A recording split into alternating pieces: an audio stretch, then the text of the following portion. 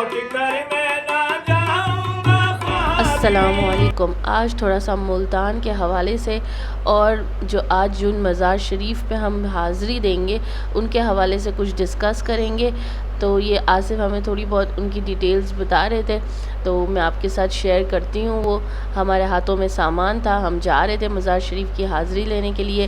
जैसे कि आप देख सकते हैं कि मज़ार शरीफ के आगे जो दीवारें हैं, पहले क्या करते थे कि जो मुल्तान शहर था वो किले में महफूज हुआ करता था। मैं आपको लेके चलती हूँ मज़ार शरीफ की तरफ। इन हस्तियों की मौजूदगी की वजह से इस जगह को मदीनतुल औलिया कहा जाता है। ये शहर औलियाओं का शहर है। और ऐसे ही एक बड़े वली के मज़ार शरीफ पे आज आपको मैं हाज़री देर खाने लेके जा रही हूँ। 6000 साल पुरानी तहजीब का ये शहर मुल्तान के वालियों में से एक किस्सा, एक ऐसे वली का जो साहिलों में कौल और दुआओं के साथ साथ मालो ज़र भी तकसीम किया करते थे। पाया तसव्वुफ के रुकने आज़म हज़रत शाह रुकने आज़म मुल्तानी सोहरवर्दी शाह रहमतुल्लाह अलैह और हज़रत बहाउद्दीन ज़िक्रिया के पोते, ये अल्लाह के ऐसे वली थे कि मुल्तान और दूर दूर से इलाकों से आने वाले साहिलों को मालो ज़र से भर दिया करते थे। आपका नाम आपके दादा हज़रत बहाउद्दीन ज़िक्रिया अलैह ने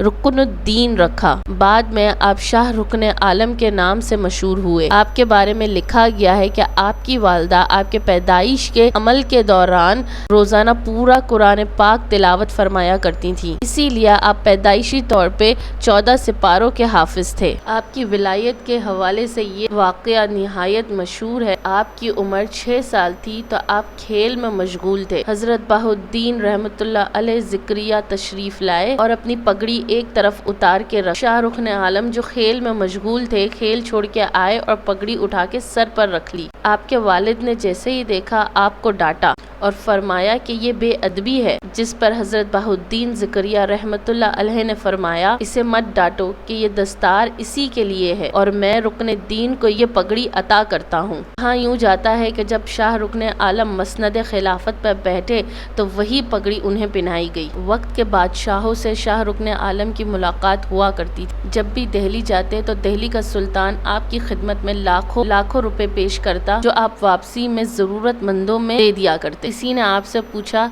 कि आप फ़कीर हैं तो बादशाहों से नियाज़बंदी क्या मानी? शाह रुकने आलम ने फरमाया कि जब मैं दिल्ली जाता हूँ तो साहिलीन अपनी दरख्वास्तों मेरी सवारी को भर देते हैं। मैं एक कासिद की हैसियत से वो सारी दरख्वास्तें सुल्तान हिंद तक पहुँचा देता हूँ। सुल्तान हिंद ज़रूरतमंदों की हाजतें पूरी कर देता है। मेरा क्या जाता है, मुझे सिर्फ अपनी तबीयत की मुखालफत करनी पड़ती है ना चाहते हुए बादशाहों से मिलना पड़ता है, मगर हज़ारों अल्लाह के बंदों की दाद रसी हो जाती है तो ये सौदा महंगा नहीं। ऐसे थे हमारे शाह रुकने आलम रहमतुल्लाह अलैह। आपकी करामात और मुजाहिदों के किस्से और भी बहुत है। आप जब भी मुल्तान जाएं तो यहाँ ज़रूर जाइएगा, आपको यहाँ जाने और सीखने को बहुत कुछ मिलेगा। और एक और अजीम हस्ती जिनके मज़ार शरीफ पे अब हम हाज़री देने जाएंगे, बहाउद्दीन ज़िक्रिया मुल्तानी रहमतुल्लाह अलैह। इनका शुमार उन अल्लाह के अजीम हस्तियों में से एक है जिनको अल्लाह ताला ने बुलंद रूहानी मनसब से नवाजा था। आप रहमतुल्लाह अलैह ने 12 साल की उम्र में कुरान पाक हिफ्ज़ किया। जब आप दीन की तालीमात देते हुए मुल्तान तशरीफ़ लाए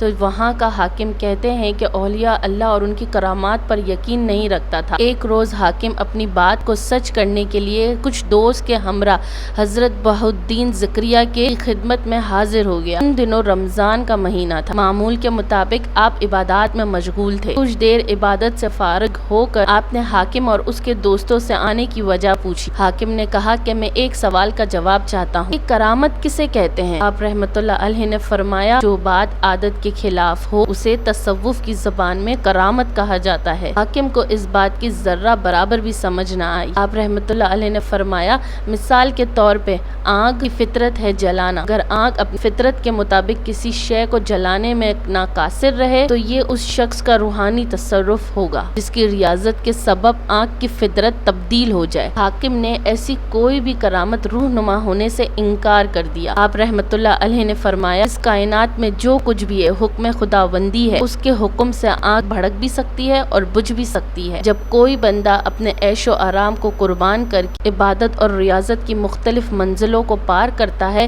تو اللہ تعالیٰ کی طرف سے اس کو ایک خاص روحانیت دی جاتی ہے۔ حاکم نے اس منطق کو بھی ماننے سے انکار کر دیا۔ آپ رحمت اللہ علیہ نے فرمایا کہ روزہ افطار کرنے کے بعد آپ کو کرامت کے بارے میں بتاؤں گا، تم اور تمہارے دوست آج میرے ساتھ ہی روزہ افطار کرنا۔ دوسری طرف آپ نے اپنے خدمت گزاروں کو بلا کے کہا کہ شہر والوں کو کہہ دو کہ آج میں ان کے ساتھ روزہ افطار کروں گا۔ یہ سن کر حاکم حیرت میں مبتلا ہو۔ حاکم نے آپ سے پوچھا کہ اس اعلان کا کیا مطلب ہے؟ آپ نے فرمایا کہ ابھی انتظار کرو، اللہ رب العزت سب کچھ تم پر عیاں کر دے گا۔ جب روزے کا وقت ہوا تو وعدے کے مطابق آپ رحمت اللہ علیہ حاکم اور اس کے دوستوں کے ساتھ روزہ افطار کرنے لگے۔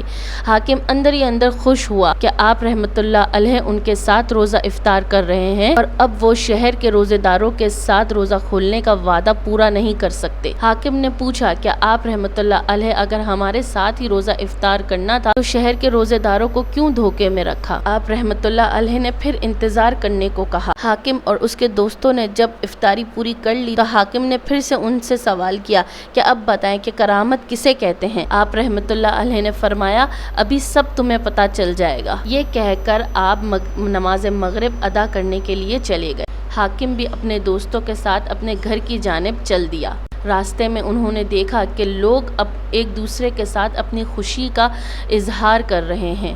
حاکم نے خوشی منانے کی وجہ پوچھی تو لوگوں نے بتایا کہ آج ہم اس لیے خوش ہو رہے ہیں کہ حضرت بہاء الدین زکریا نے آج ہمارے ساتھ روزہ افطار کیا، جو کہ ہم سب کے لیے بڑی سعادت کی بات ہے۔ حاکم نے کہا تو حضرت آپ رحمت اللہ علیہ نے تو آج ہمارے ساتھ روزہ افطار کیا ہے، لیکن کسی نے بھی ان کی بات نہ مانی۔ حاکم نے اس بات کی مزید تصدیق کروائی تو ہر کسی نے ایک ہی بات کہ حضرت بہاء الدین زکریا نے ان کے ساتھ روزہ افطار کیا ہے۔ یہ سن کر حاکم اور اس کے دوست ایک دوسرے کا بڑی حیرت سے منہ دیکھنے لگے۔ حاکم آپ کی کرامت دیکھ کے اب بخوبی جان چکا تھا کہ کرامت کسے کہتے ہیں۔ آپ رحمت اللہ علیہ فرمایا کرتے تھے کہ میرے پاس جو کچھ بھی ہے نماز کا صدقہ ہے اور جو کچھ مجھے حاصل ہوا ہے وہ نماز کا ذریعہ حاصل ہوا۔ آپ کا فرمان ہے کہ محبت ایسی آگ ہے جو تمام میل کچیل کو جلا ڈالتی ہے۔ بندے پہ لازمی ہے کہ وہ سچائی اور اخلاص سے اللہ تعالیٰ کی عبادت کرے، ضرورت کے سوا کوئی بات نہ کرے اور نہ ہی کوئی کام سر انجام دے۔ اپنے پہلے ہر قول و فعل سے پہلے اللہ تعالیٰ کی اجتباع کرے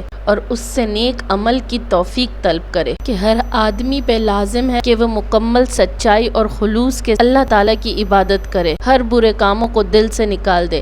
اللہ تعالیٰ کی ساتھ رسائی کا ایک ہی طریقہ ہے کہ اپنے حال کو درست کر لو، اپنے اقوال و افعال کو سنت مصطفیٰ صلی اللہ علیہ وسلم سے مزین کر لو تاکہ تمہیں نیک اعمال کرنے کی توفیق حاصل ہو۔ میری دعا ہے اور سنا ہو جس نے اللہ پاک اسے نیک عمل کی توفیق عطا فرمائے، آمین برحمتک یا ارحم الراحمین۔